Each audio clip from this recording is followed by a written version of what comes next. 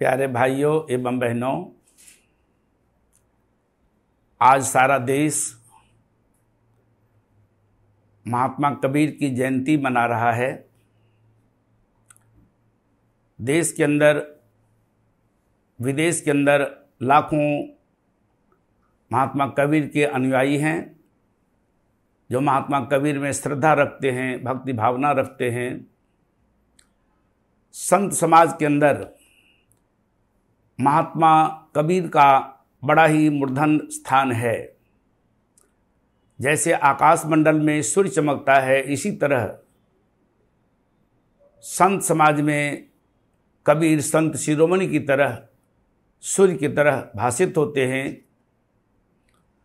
यद्यपि वह पढ़े लिखे नहीं थे, लेकिन उनकी वाणियाँ, उनके शब्द, उनके अनुभव इतने गूढ़ थे और गूढ़ हैं कि बड़े बड़े विद्वान भी उनकी वाणियों को भली प्रकार समझ नहीं पाते हैं। डॉक्टर पीताम्बर बर्थवाल, डॉक्टर हजारी प्रसाद द्विवेदी, डॉक्टर राम कुमार वर्मा और हरिऔंध जैसे विद्वान भी उनकी वाणियों पर रिसर्च करते हैं। कबीर की पुस्तकें विश्वविद्यालय में पढ़ाई जाती है।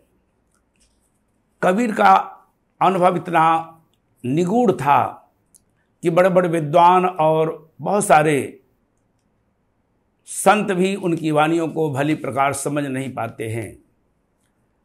कबीर की वाणियों को वही समझ सकता है जिसके जीवन में सच्चे सद्गुरु की प्राप्ति हुई है। महात्मा कबीर के ज्ञान को जानने वाले संत और महापुरुष और सद्गुरु ही उस ज्ञान के मर्म को समझ सकते हैं और शिष्यों को समझा सकते हैं। मुझे कबीर का एक पद याद आया। कबीर कहते हैं, अरे कोई समझो रे नर ज्ञान, गगन में आवाज़ कैसी है। जग में आया पढ़ा लिखाया, तेरी सुरता नहीं मिटानी। इंगला पिंगला सुषमन अनाड़ी, त्रिकुटी बांधी निशानी, गगन में आवाज़ कैसी है। बिन भूमि एक मंदिर देखा, बिना सरोवर पानी। बिन चंदा एक चमक चांदनी, ज्योत में ज्योत समानी, गगन में आवाज़ कैसी है। अरे कोई समझो रे नर ज्ञान, गगन में आवाज़ कैसी है। गगन बीच अमृत का कुआं, तहाँ ब्रह्म का बासा। सगुरा होसो भर भर पीवे, निगुरा मरे पियासा, गगन में आवाज़ कैसी है। गगन बीच एक दो पक्षी बैठे, एक गुरु एक चेला। गगन बीच दो पक्षी बैठा, एक गुरु एक चेला। चेला होसो चुन चुन खावे, गुरु निरंतर खेला, गगन में आवाज़ कैसी है। गगन बीच दो गौ बियानी, धरती दूध जमानी। माखन माखन संतन खाया, छाछ जगत बरतानी, गगन में आवाज़ कैसी है। अरे कोई समझो रे नर ज्ञान, गगन में आवाज़ कैसी है। कहत कबीर सुनो भाई साधो, ये पद है अलबेला। जो कोई इसका मर्म बतावे, जो कोई इसका भेद बतावे, जो कोई इसका अर्थ बतावे, सोई गुरु हम चेला, गगन में आवाज़ कैसी है। ये उच्च कोटि का अनुभव है अध्यात्म का, जिसे बड़े बड़े विद्वान भी नहीं समझ सकते। सद्गुरु की कृपा से एक साधक, एक शिष्य इस मर्म को समझता है। महात्मा कबीर संबोधन करते हुए कहते हैं, इस ज्ञान को समझो। आकाश मंडल के अंदर एक आवाज़ आ रही है। वह कौन सी आवाज़ है, विचार हमें ये करना है। बाहरी आकाश के अंदर, बाह्य आकाश के अंदर विमान उड़ता है, रॉकेट उड़ते हैं, उसकी ध्वनियाँ सुनाई पड़ती है लोगों को बाहरी कानों से।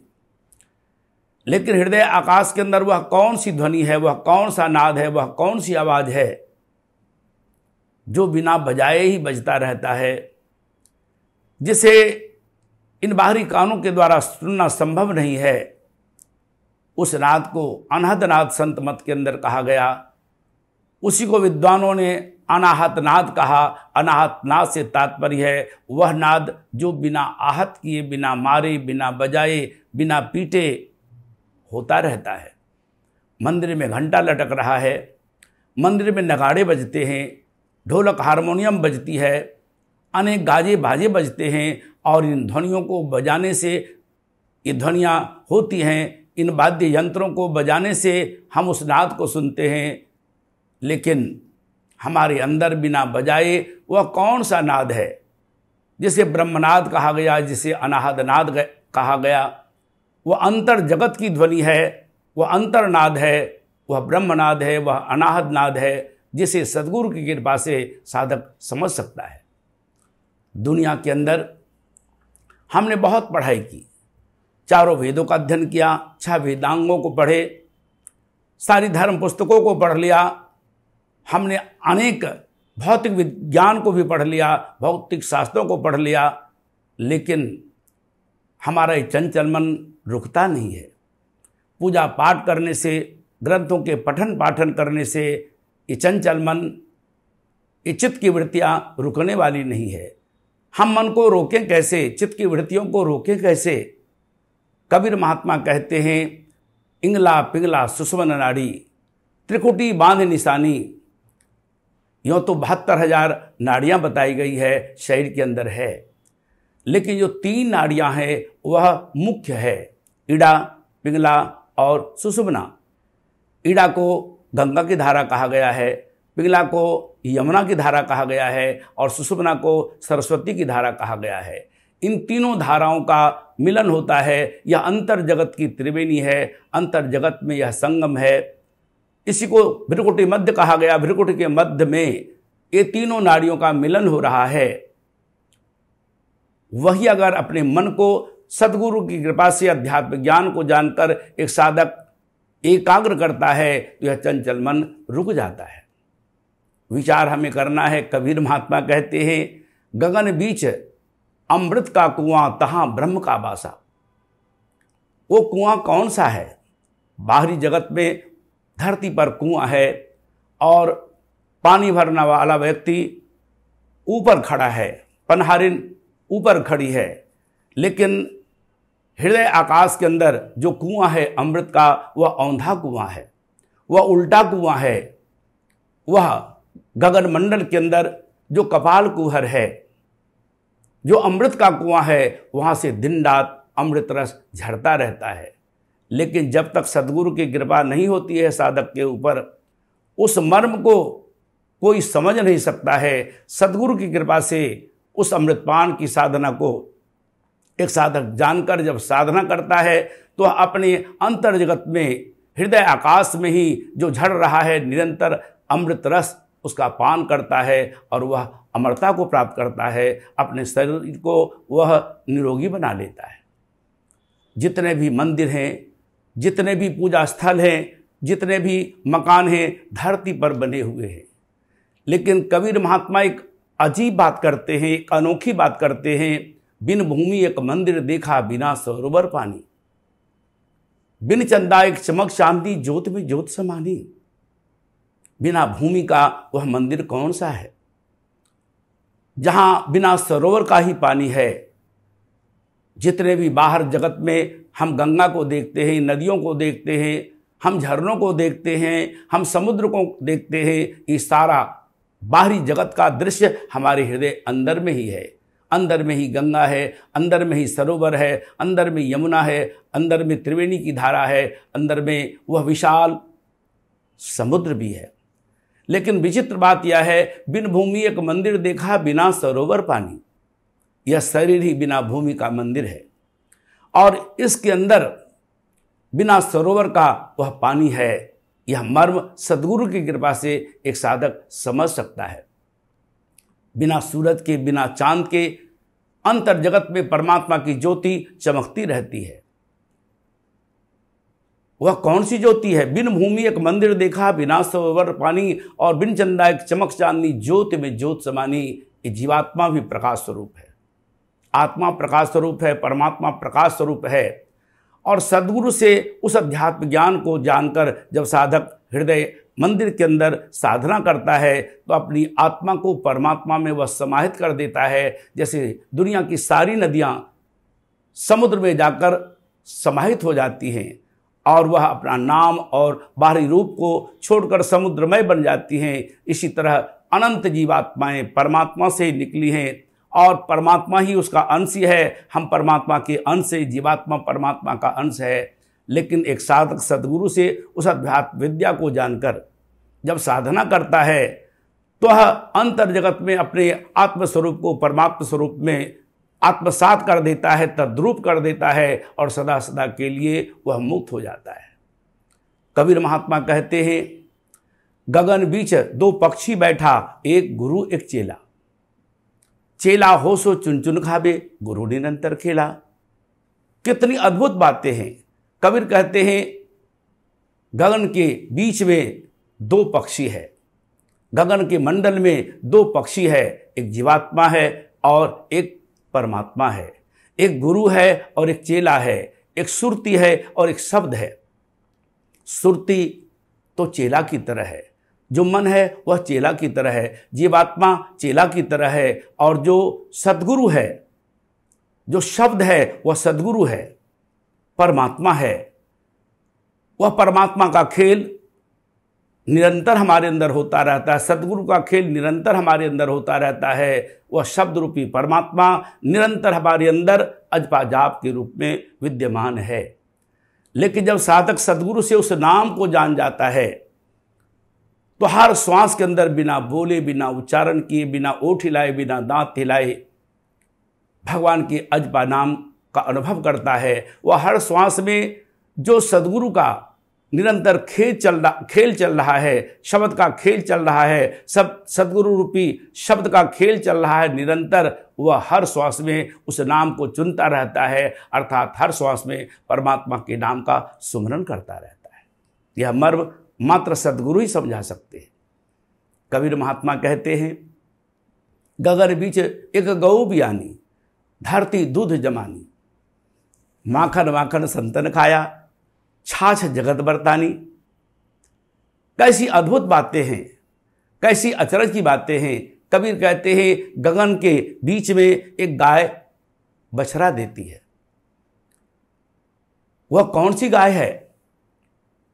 वह ब्रह्म विद्या रूपी, अध्यात्म विद्या रूपी गौ है, जो विवेक रूपी बछड़े को जन्म देती है और उसके जो दूध है, उसका जो दूध है, उस गाय का, अध्यात्म विद्या रूपी गाय का जो दूध है, वह हृदय रूपी पात्र के अंदर, हृदय रूपी धरती के अंदर, चित्त रूपी धरती के अंदर संग्रह किया जाता है, जमाया जाता है। दूध को जमाते हैं, दही बनता है और फिर एक महिला उसका मंथन करती है, दही को मथती है, तब उससे सार माखन निकलता है। जब एक साधक सद्गुरु से ज्ञान को प्राप्त कर, अध्यात्म विद्या को प्राप्त कर, जब हृदय के अंदर उस ज्ञान का जामन देता है, उसे जमाता है और जब वह ध्यान मंथन करता है, ध्यान मंथन करने से अनुभव रूपी माखन निकलता है। जो ब्रह्म ज्ञान का अनुभव है, आत्मानंद का, परमानंद का अनुभव है, वह संत महात्मा सद्गुरु की कृपा से, एक साधक सद्गुरु की कृपा से उस माखन का भक्षण करता है, उसका सेवन करता है। और सारी दुनिया तो बाहरी पूजा पाठ, जप तप व्रत उपवास, पठन पाठन, इस छाछ में ही लगी रह जाती है, सारा जीवन समाप्त हो जाता है। कबीर का एक शब्द बड़ा मार्मिक है। कबीर कहते हैं, कहत कबीर सुनवाई साधो, ये पद है अलबेला, जो कोई इसका मर्म बतावे सोई गुरु हम चेला। इस मर्म को समझाने वाला, इस तत्व का तत्व ज्ञान देने वाला जो पारखी है, वह सद्गुरु महाराज है।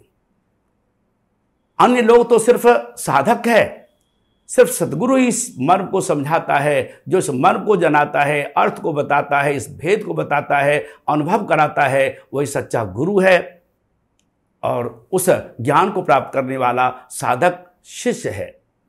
तो कबीर की वाणी बड़ी अद्भुत है, बड़ी मार्मिक है। मुझे कबीर की एक बात और याद आई। कबीर तो कहते हैं, मन मथुरा दिल द्वारिका काया काशी जान, 10वें द्वारा देहरा तामे ज्योति पहचान। जिस परमात्मा को हम बाहर ढूंढ रहे हैं, उसे ढूंढने के लिए हमें बाहर नहीं जाना है। मन ही मथुरा है, दिल ही द्वारिका है और ये काया ही काशी है।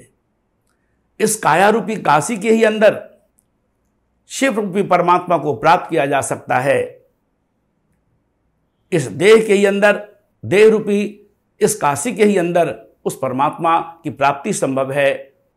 वह परमात्मा प्रकाश स्वरूप है। अध्यात्म विद्या के द्वारा उसे जाना जाता है, सदगुरु के द्वारा। और कबीर कहते हैं, पानी में मीन प्यासी मोहि सुन सुन आबे हासी, आत्मज्ञान बिना नर भटके क्या मथुरा क्या काशी। विधि हरिहर जको ध्यान धरत है मुनिजन सहस 88, सोई हंस तेरे घट अंदर अलख पुरुष अविनाशी, पानी में मीन प्यासी। है अंदर पर दूर बतावे, है अंदर पर दूर बतावे, दूर की बात निराशी। कहत कबीर सुनो भाई साधो, बिन गुरु भरम न जासी, मोहि सुन सुन आबे हासी, पानी में मीन प्यासी, मोहि सुन सुन आबे हासी। अगर आप हरिद्वार चले जाएं, हरिद्वार में आप देखेंगे गंगा में मछलियां तैरती हुई दिखाई पड़ती है, लेकिन बहुत कम लोगों को मालूम है पानी में रहती हुई भी वह मछली प्यासी रहती है। जब वह तैरती है, उसके मुंह में पानी आता है, लेकिन गलफरे से पानी बाहर निकल जाता है। पानी पीने के लिए उस मछली को पानी के ऊपर उछलकर औंधा कूदना पड़ता है और तब वह पानी को पी पाती है। हमारी वृत्तियां बहिर्मुखी है। जितनी भी बाहर साधनाएं हैं, चाहे वो जब तक पूजा पाठ व्रत उपवास यज्ञ दान तीर्थ क्यों न हो, ये इंद्रियों के व्यापार हैं। इंद्रियों के द्वारा इन साधनाओं को हम करते हैं। अध्यात्म ज्ञान आत्मा का ज्ञान है। अध्यात्म विद्या परमात्मा की विद्या है, ब्रह्म विद्या है। और उसे सद्गुरु के द्वारा जब साधक जानता है तो पाता है जिस परमात्मा को हम बाहर ढूंढ रहे हैं, वह परमात्मा तो हमारे अंदर ही है। जिस आनंद को पाने के लिए हम बाहर घूम रहे हैं, भटक रहे हैं, पानी में मीन प्यासी मोहि सुन सुन आबे हासी, वह परमात्मा अंदर है। वह आत्मानंद अंदर है, वह परमानंद हमारे अंदर है। उस आनंद को पाने के लिए हम बाहर में भटकते हैं। कबीर महात्मा कहते हैं, सोई हंस जिसका ध्यान ब्रह्मा विष्णु महेश करते हैं, विधि हरि हर जाको ध्यान धरत है मुनिजन सहस 88। सोई हंस तेरे घट अंदर अलख पुरुष अविनाशी, पानी में मीन प्यासी मोहि सुन सुन आबे हासी। वह इन आंखों से देखने में नहीं आता, इसीलिए उसको अलग कहा। वह अलग परमात्मा सदगुरु के द्वारा अध्यात्म विद्या जानने के बाद ही समझ में आता है। ब्रह्मा विष्णु महेश जिसका ध्यान करते हैं, वह हंस परमात्मा, वह आदिदेव परमात्मा हमारे अंदर ही है। दुनिया बाहर ढूंढती रहती है, दुनिया के लोग बाहर ढूंढते रहते हैं, लेकिन कहत कबीर सुनो भाई साधो, बिन गुरु भरम न जासी, मोहि सुन सुन आबे हासी, पानी में मीन प्यासी मोहि सुन सुन आबे हासी। पानी के अंदर अर्थात हम रहते हैं ब्रह्म के अंदर, ब्रह्म हमारे अंदर रहता है, लेकिन हम उसको बाहर ढूंढते रहते हैं। सदगुरु की कृपा से मर्म समझा जाता है, इसीलिए सदगुरु की खोज करनी चाहिए। बिना सदगुरु के इस ज्ञान को कोई प्राप्त नहीं कर सकता है। कबीर महात्मा कहते हैं, सूर्य चंद्र तहाँ प्रकाशित नाही, नहीं नभ मंडल तारा। सूर्य चंद्र तहाँ प्रकाशित नाही, नहीं नभ मंडल तारा। उदय अस्त दिवस नहीं रजनी, बिन ज्योति उजियारा। संतो सो है देश हमारा, तहाँ जाए फिर हंस नाबे भव सागर की धारा। हम वासियुआ देश के जहाँ आदि अंत का खेल, दीपक देखा गैव का बिन भांति बिन तेल। हमारे अंदर सूर्य नहीं है, चंद्रमा नहीं है, अग्नि नहीं है, लेकिन बिना सूर्य के, बिना चंद्रमा के, बिना अग्नि के परमात्मा की ज्योति हमेशा जगमगाती रहती है। इस मर्म को सदगुरु महाराज जनाते हैं। कबीर की वाणियाँ इतनी गूढ़ है, पढ़ करके हम सिर्फ उसके शब्दों का अर्थ कर सकते हैं, लेकिन अगर उन वाणियों को हृदय में अगर हमने जाना नहीं, उसका अनुभव नहीं किया, उस अध्यात्म को, उस ज्ञान की विद्या को, सदगुरु से जाने बिना इस मर्म को हम नहीं जान सकते। कबीर का एक पद है, रस गगन गुफा में अजर झरे, रस गगन गुफा में अजर झरे, निरंतर अजपा जाप करे। रस गगन गुफा में अजर झरे, निरंतर अजपा जाप करे। बिन बाजा झंकार उठे, तब समुझ पड़े जब ध्यान धरे। बिन चंदा उजियारी दर से, जहता हंसा नजर पड़े। काल कराल निकट नहीं आवे, काम क्रोध मद लोभ जले। युग युगन की तृषा बुझानी, युग युगन की तृषा बुझानी। अजर होई कबहूर मरे, कहत कबीर सुनो भाई साधो। अजर होई कबहूर मरे, रस गगन गुफा में अजर झरे। वो कौन सा रस है? गगन गुफा, हृदय के अंदर गगन कौन सा है? हमारे अंदर शास्त्रार्थ से अमृत रस झरता रहता है। हमारे अंदर एक कपाल कुहर है, औंधा कुआं है, वहां से दिन रात अमृत रस झरता रहता है। कबीर उसी की तरफ इशारा कहते हैं, रस गगन गुफा में अजर झरे। गुफा तो है, लेकिन बाहर की गुफा नहीं है, पहाड़ों की गुफा नहीं है, हमारे अंदर ही हृदय आकाश के अंदर, गगन के अंदर वह अमृत का कुआं है और वहां से दिन रात अमृत का रस झरता रहता है। हमारे अंदर बिना बोले, बिना उच्चारण किए, बिना जीभ हिलाए, बिना दांत हिलाए अजपा जाप होता रहता है। और अजपा जाप, बाहर के नामों को हम बोलते हैं, उसका उच्चारण होता है। जितने भी नाम हम लेते हैं उसका जाप होता है। चाहे वह नाम हम राम बोले, कृष्ण बोले, शिव बोले, ओम बोले, जितने भी नाम हैं जिह्वा के द्वारा इसका जाप होता है। लेकिन कबीर कहते हैं, निरंतर अजपा जाप जपे। निरंतर अजपा जाप होता रहता है, निरंतर अजपा नाम का स्मरण करता रहता है साधक। लेकिन इसका मर्म सदगुरु महाराज जनाते हैं। कबीर महात्मा कहते, बिन बाजा झंकार उठे। जितने भी गाजे बाजे हैं उन्हें बजाया जाता है तो उसका झंकार सुनाई पड़ता है। इन कानों से हम सुनते हैं, लेकिन कबीर कहते हैं वहां कोई गाजे बाजे नहीं है। बिन बाजा झंकार उठे, झंकार होता रहता है। बिना वाद्य यंत्रों के वाद्य ध्वनियां सुनाई पड़ती रहती है। घंटा, घड़ियाल, शंख, वीणा, बंसरी, जितनी भी ध्वनियां बाहरी जगत में हम सुनते हैं कानों से, वे सारी ध्वनियां बिना उन वाद्य यंत्रों के हमारे अंदर होती रहती है। उसी को कबीर महात्मा ने कहा अनाहद नाद। जब एक साधक उस नाद ब्रह्म की सुनने की साधना जानता है, तत्व ज्ञान उसे प्राप्त होता है। और जब वह साधना करता है, सिर्फ बोलता है, उसे ये समझ में नहीं आती। सदगुरु से ज्ञान की साधना जान करके जब एक साधक साधना करता है, साधना में तन्मय होता है, तब वह देखता है, तब वह अनुभव करता है। बिन बाजा झंकार उठे, तब समुझ पड़े जब ध्यान धरे। जब वह ध्यान करता है, अंदर में नाद ब्रह्म उसे सुनाई पड़ती है। फिर कबीर कहते हैं, बिन चंदा उजियारी दर से, जहता हंसा नजर पड़े। अंदर में बिना चांद के उजाला हो रहा है, चांदनी हो रही है, प्रकाश हो रहा है।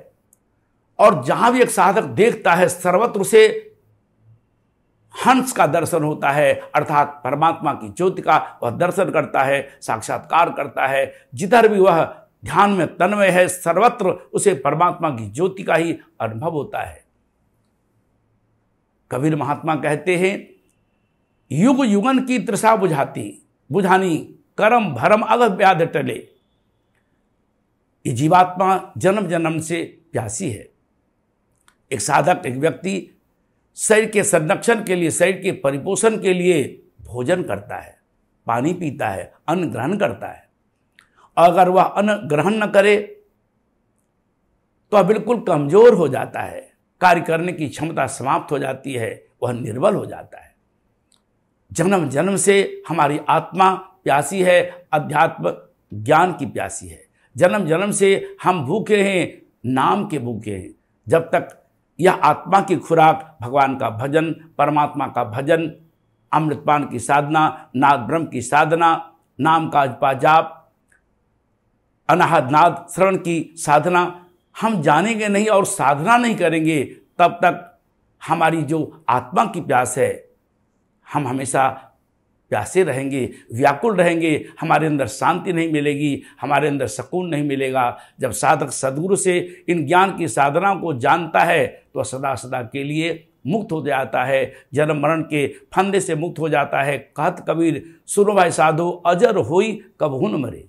शरीर जन्मता मरता है, आत्मा कभी जन्मती मरती नहीं है। आत्मा जब परमात्मा में समाहित हो जाता है तब वह सदा सदा के लिए काल पर भी विजय प्राप्त कर लेता है, जिसके लिए कबीर कहते काल पकड़ चेला किया भय के कतरे कान, सत्य नाम सुमरण करे किसको करे सलाम। कबीर महात्मा को नाम पर बड़ा विश्वास था। वे तो कहते सकल रसायन हम किया नहीं नाम सम कोई, रंचक घट में संचरे सब तन कंचन होई। कबीर महात्मा कहते हैं मेरे गुरु ने दीनी अमृत नाम जरी, मेरे गुरु ने दीनी अमृत नाम जरी, काटे ते कटत नाही जारे ते जरत नाही, काटे ते कटत नाही जारे तो जरत नाही, निस्दिन रहत हरी, काया नगर अधर एक बंगला तामे गुप्त धरी, काया नगर अधर एक बंगला तामे गुप्त धरी, 5 नाग 25 नागिन सूंघत तुरत जरी मरी, या काली ने सब जग खाया सतगुरु देख डरी, कहत कबीर सुनो भाई साधो ले परिवार तरी, मेरे गुरु ने दीनी अमृत नाम जरी। वह नाम अमृत नाम है, वह नाम बोलने वाला नाम नहीं है, उच्चारण होने वाला नाम नहीं है, वह तो अमृत नाम है। वाणी से भाषा से वह परिणाम है, उसका मर्म सद्गुरु महाराज समझाते हैं। साधक माँ के गर्भ में उल्टा लटका हुआ उस नाम का अजपा जाप करता था। बाहर आने पर हम भूल जाते हैं, जीवात्मा भूल जाता है, लेकिन जब सच्चे सद्गुरु का सानिध्य हमें प्राप्त होता है तब इस मर्म को हम समझ पाते हैं। कबीर कहते हैं मेरे गुरु ने दीनी है अमृत नाम जरी, काटे ते कटत नाही जारे तो जरत नाही। वो जलने वाला नहीं है, कटने वाला नहीं है, वह अमृत नाम अजर अमर अविनाशी है। उस नाम का सुमरण करने से 5 नाग और 25 नागिनियां ये सब उस नाम स्मरण करते ही शांत हो जाती है, उसका विष समाप्त हो जाता है, जिसके कारण हमेशा हम काम से, क्रोध से, लोभ से, मोह से, अहंकार से, इन 5 नागों से हम त्रसित रहते हैं, जो हमेशा डंक मारते रहते हैं, हमें काट खाते हैं, अपने विष से हमें विषाक्त करते रहते हैं। उसका प्रभाव धीरे धीरे समाप्त हो जाता है। नाम स्मरण करते ही वे 5 नाग समाप्त हो जाते हैं। ये मर्म गुरु महाराज जी जनाते हैं। जो उस नाम का स्मरण करता है वह सदा सदा के लिए वह आवागमन के चक्र से मुक्त हो जाता है। कबीर महात्मा को नाम में कितनी निष्ठा थी। अगर आप कबीर की वाणियों को पढ़े, जन समाज के अंदर ये धारणा थी कि जो काशी में शरीर त्यागता है वह मुक्त हो जाता है, और जो मगहर में शरीर त्यागता है वह नरक को जाता है। कबीर ने जन समाज की इस भ्रांति को मिटा दिया। वे आजीवन काशी में रहे, लेकिन जानकर वह शरीर त्यागते वक्त मगहर गए और उन्होंने साफ कह दिया जो काशी तन तजे कबीरा राम ही कौन नहीं हो रहा। कबीर कहते काशी में मरने से अगर मुक्ति होती है तो राम जी का इसमें कौन सा प्रभाव है, उनकी निहोरा हम क्यों करें। प्रताप नाम का है, उस नाम को जानकर हम कहीं शरीर का त्याग करें, चाहे घर में शरीर का त्याग करें, काशी में त्याग करें, हम अपने घर में शरीर का त्याग करें, जंगलों में त्याग करें, कहीं भी हम शरीर का त्याग करें, हमारी आत्मा परमात्मा से मिलकर नाम स्मरण करने के बाद हम परमात्मा से मिलते हैं। जैसे हम किसी के नाम को पुकारते हैं वो हमारे सन्निकट आ जाते हैं। जब परमात्मा के नाम का स्मरण करता है एक साधक तो वह परमात्मा से जुड़ जाता है।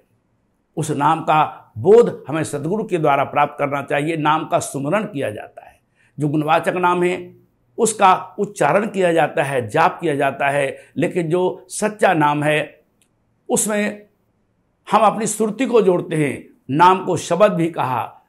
उस शब्द में हम अपने मन को जोड़ते हैं। इस मन को जानने के लिए हमें समय के सदगुरु की शरण में जाना चाहिए। कबीर सच्चे संत थे, उन्होंने संत बनने की चेष्टा नहीं की। उनकी आभा, उनका ज्ञान सारे संसार में उन्हें प्रसिद्ध कर दिया। सूर्य अपने प्रकाश से सारे संसार के अंधकार को दूर करता है। सूर्य बनता नहीं है, सूर्य तो स्वतः सूर्य है। भगवान राम स्वतः राम थे, भगवान थे, ईश्वर के अवतार थे। कृष्ण ईश्वर के अवतार थे, महापुरुष के अवतार थे। महापुरुषों को बनना नहीं पड़ता है। हाँ, रामायण के जो राम हैं, जब रामलीलाएं की जाती है तो लोग राम बनने की चेष्टा करते हैं, राम का ड्रेस पहनते हैं, राम की तरह भाषा बोलते हैं, लेकिन व्यवहार से वो राम नहीं हो जाते, व्यवहार से वो कृष्ण नहीं हो जाते। उसी तरह से संत, सच्चा संत स्वतः होता है, उसका ज्ञान उसे संत बनाता है, उसका चरित्र उसे संत बनाता है। इसलिए हमें उस कबीर के ज्ञान को सद्गुरु से जान करके अपने अंदर साधना करनी चाहिए। और जब साधना करेंगे तो हमारे जीवन के अंदर जितने भी दुख दर्द हैं समाप्त होंगे, हमारे अंदर जितने भी त्रुटियां हैं, कमियां हैं, वो समाप्त हो जाएंगी। इसलिए ज्ञान हृदय को पवित्र करता है, नाम हृदय को पवित्र करता है, अध्यात्म हमारे जीवन में परिवर्तन लाता है। और ऐसे सच्चे ज्ञान को देने वाले कबीर जैसे महापुरुष की हमें खोज करनी चाहिए, कबीर जैसे संत की खोज करनी चाहिए और उस ज्ञान को जानकर अपने जीवन को कृतार्थ करना चाहिए। मनुष्य शरीर हमें इसीलिए मिला है। सद्गुरु से ज्ञान को जानकर कबीर के सिद्धांत को हम अपने जीवन में उतारें, कबीर के ज्ञान को जीवन में उतारें, तभी हमारा जीवन कृतार्थ हो पाएगा। इन शब्दों के साथ सारे संसार को यही मैं संदेश देना चाहता हूँ कबीर जयंती के उपलक्ष्य में, कि हम भी कबीर के ज्ञान को समय के सद्गुरु के द्वारा जानें और जानकर साधना करें, भजन करें, अपने जीवन में परिवर्तन लाएं, स्वयं बदले और समाज को बदले। इन्हीं शब्दों के साथ सर्वे भवन्तु सुखिनः, सर्वे सन्तु निरामया, सर्वे भद्राणि पश्यन्तु मा कश्चित् दुर्भाग् भवेत्। सबका कल्याण हो, सभी सुखी हों, सभी निरोगी हों और कोई भी भाई बहन किसी प्रकार के दुख के भागीदार न हो। यही परमात्मा से समस्त संसार वासियों के लिए मैं प्रार्थना करता हूँ, मंगल कामना करता हूँ। बोलिए सद्गुरुदेव महाराज की जय।